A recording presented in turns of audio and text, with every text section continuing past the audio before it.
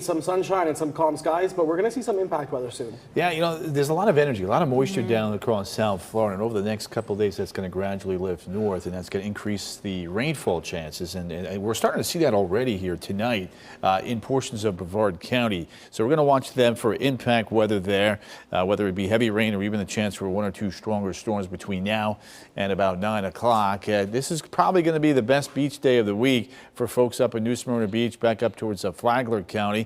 As a lot of clouds, a lot of rain, and from time to time some heavy rain and thunderstorms will be marching on at 80 to 85 out there for the most part. The Ocala there a little bit warmer. Look at all the energy though down to the south. There's an old boundary here. There's a little wave of energy off the coast there, but it's going to be organizing right over the Florida peninsula, and that's why we're going to have to watch the potential for some significant rain between now and Friday, and then maybe an area of low pressure developing north and east of Florida away from us. You can see just a couple showers popping up down along I-95, New Smyrna Beach down towards Oak Hill, and then a couple more showers and even a couple lightning strikes here now showing up there into far southern Brevard County. Brevard County, Volusia County, you're in good shape precip-wise. We're a little bit drier into Marion and Sumter County, so we'll watch them. High fire danger throughout the day today, and likely tomorrow coming down, of course, with the rain coming up from South Florida. Let's take a look now at Futurecast.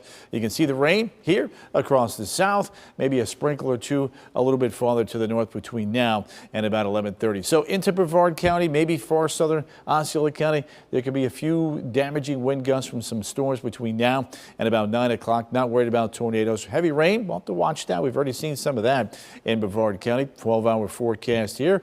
We'll tone that down to 9 o'clock now, not 10 o'clock there, but you can see most of that threat is going to be down to the south. Then tomorrow, notice how the energy begins to lift more towards the north. A broad area of low pressure starts to develop upstairs. You can see at the surface, it's kind of hanging out near Tampa Bay, but it's going to cross the peninsula as we go through Wednesday and on into Thursday. And that means the rain chances are going to be medium to high all across Florida. This is going to be a pretty wet week here for sure with this type of setup that is going to keep the temperatures in check in the 80s in all locations. Daytona Beach tomorrow.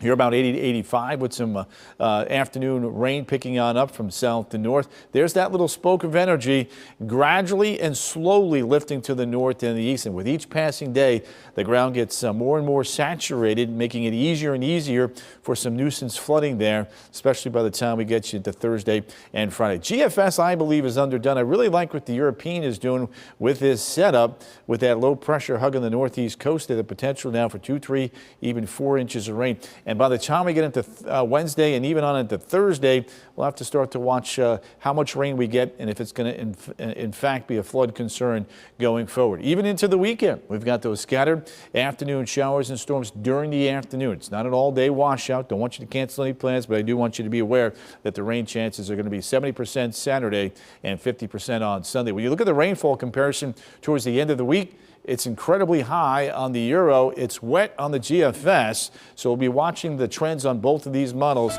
going forward. We are definitely in the wet season now, and we are heating up as we head into Saturday, Sunday, and Monday.